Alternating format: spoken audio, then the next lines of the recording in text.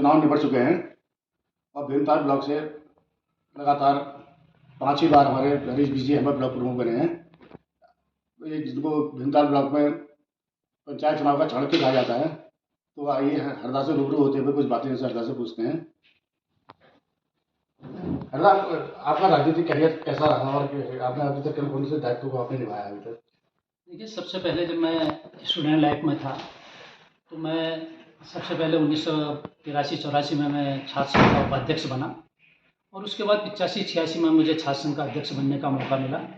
छात्र राजनीति के बाद जब जैसे ही हम बाहर निकले तो सन 88-89 में जब ग्राम पंचायतों के चुनाव हुए तो पहली बार मुझे अपने गांव ग्राम पंचायत गेठिया का ग्राम प्रधान बनने का सौभाग्य वहाँ के गांव वालों ने दिया।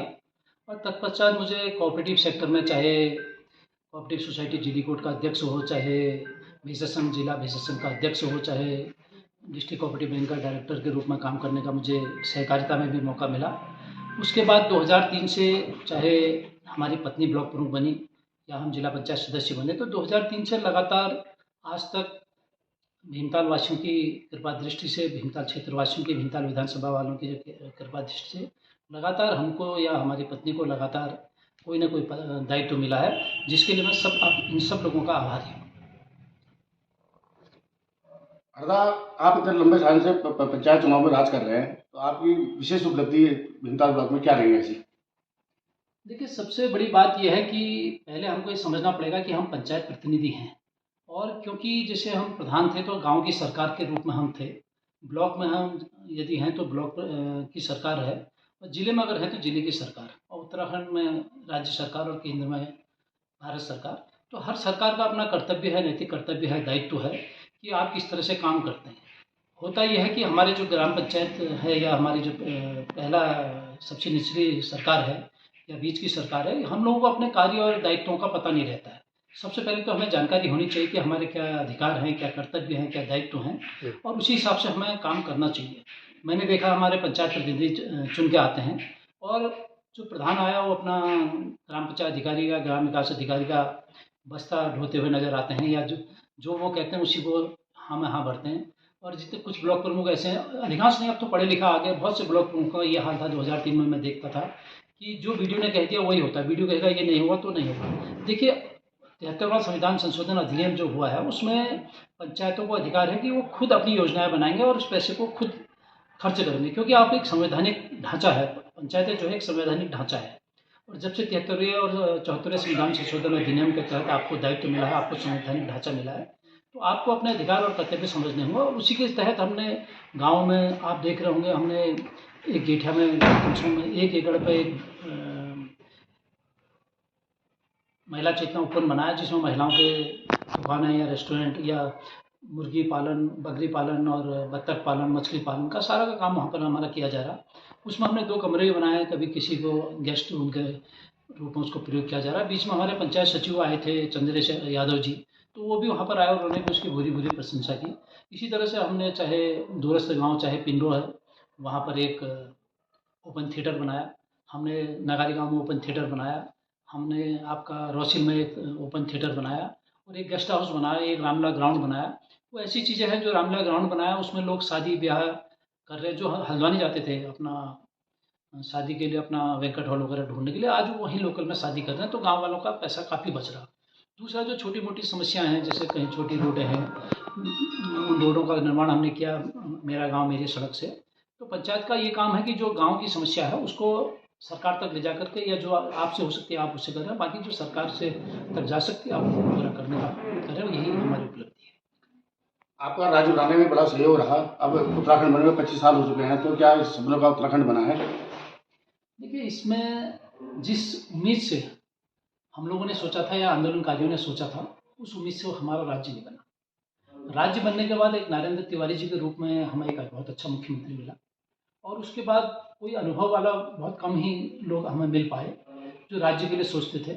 और मैं समझता हूँ कि अगर अभी भी अगर माना सही तरह से इस राज्य का संचालन नहीं किया, तो आने वाले टाइम पर आने वाली पीढ़ी हमको कोसेगी कि आपने इस तरह का राज्य हमें दिया, जबकि संसाधन हमारे पास सब कुछ हैं। चाहे हम फल पट्टी के रूप में इसको डेवलप कर लें, हम चाहे खनन के रूप में यहाँ से लेना, चाहे छोटे छोटे डैम बना के हम बिजली उत्पादन के रूप में कर रहे हैं। हम पर्यटन देखिए, हमारा नैनीताल जिला, उत्तराखंड तो अपने आप में स्विट्जरलैंड है। आप जगह जगह पर आपके पर्यटन स्थल हैं। आपको कुछ करने की जरूरत नहीं, थोड़ा बहुत खर्च करके या थोड़ा बहुत उसको मेंटेन करके आप बहुत से अच्छे पर्यटन स्थल डेवलप कर सकते हो। तो कमाने के लिए यहाँ पर बहुत है, राज्य की आय के बहुत संसाधन है, लेकिन सही तरह से थोड़ा हमारी ब्यूरोक्रेसी इस तरह से काम नहीं कर रही। क्योंकि ब्यूरोक्रेसी आती है, आप देख रहे हैं कि कंक्रीट के जंगल और वो बनाने से अलावा कुछ नहीं। अभी मैं नैनीताल में देख रहा था, एक इतना बड़ा गेट बना दिया, गांधी जी को चौराहे पे खड़ा कर दिया, लोग विरोध करते हैं, उसके बाद कुछ नहीं, कोई सुनने वाला नहीं है। तो ये मुझे नहीं लगता कि जो हमारे सपनों का उत्तराखंड था, जिसके लिए खासतौर से महिलाओं ने अपनी जान दी, पूरे उत्तराखंड वालों ने अपना आंदोलन किया, मुझे नहीं लगता कि हमारे सपनों का उत्तराखंड बना। उत्तराखंड की राजनीति परिवारवाद से प्रेरित रही है और आप पे भी परिवारवाद के आरोप लगते हैं, तो इनके बारे में क्या कहना आपका? देखिए, जहाँ तक परिवारवाद का सवाल है, परिवारवाद तब होता है जब आप जबरदस्ती किसी को थोपे। देखो, चुनाव जीत के हम आ रहे हैं, कोई किसी को नॉमिनेट करके नहीं आ रहे। अगर हमारी पत्नी कहीं से चुनाव लड़ रही है तो उसमें 3-4 लोग और भी लड़ते हैं, दूसरी पार्टियों के लोग लड़ते हैं, उसके बाद चुनाव जीत के आते हैं। और एक बार परिवारवाद हो सकता है, 2 बार हो सकता है, 4 बार हमारी पत्नी 2 बार ब्लॉक प्रमुख और 2 बार जिला पंचायत सदस्य थी। इसी तरह से हम 2 बार ब्लॉक प्रमुख, 2 बार जिला पंचायत सदस्य या प्रधान रहे। तो चुनाव जीत के आ रहे हैं, कोई ऐसा है नहीं कि हम पे कोई थोपा जा रहा है या हमारे कोई पूर्वज कोई बहुत बड़े राजनीतिक संरक्षण हमें मिला हो। हमने जो किया खुद जनता के बीच में जाके किया। जनता जब तक चाह रही, जनता हमें चुन रही है। जिसे नकारेगी तो परिवारवाद अपना आप खत्म हो जाएगा। ये जनता पे डिपेंड करता है। आज तक 30 साल से तो जनता ने परिवारवाद नहीं किया, ये आप ही कह रहे हैं। डॉक्टर हरीश जी, इस बार जो पंचायत चुनाव हुए उसमें बिहार की जैसी हिंसा देखने को मिली, इसको रोकने के कोई ऐसे ठोस उपाय हैं जिसमें पंचायत चुनाव आराम से हो सके? कुछ मामलों में तो हाई कोर्ट को भी लगाम कसनी पड़ी, तो कोई ऐसे आपके पास विशेष उपाय हैं जिन्हें पंचायत चुनाव में हिंसा रुक सके? देखिए, जो नैनीताल में प्रकरण हुआ वास्तव में वो निंदनीय है। अब किया किसने? कुछ लोग कहते हैं कि कांग्रेस ने किया, कुछ लोग कहते हैं बीजेपी ने किया। देखिए, ये तो जांच का विषय है। जब तक जांच नहीं होगी प्रॉपर, तब तक तो पता नहीं चल पाएगा किसने किया। लेकिन ऐसी घटनाओं की पुनरावृत्ति नहीं होनी चाहिए। जो चीज़ हो गया हो गया, ऐसी घटनाओं की पुनरावृत्ति नहीं होनी चाहिए। क्योंकि हमारा उत्तराखंड देवभूमि है और यहाँ इस तरह का कल्चर बिल्कुल नहीं चलता। अगर यही ऐसा कल्चर चलेगा तो बिहार और उत्तराखंड में कोई अंतर नहीं रह जाएगा।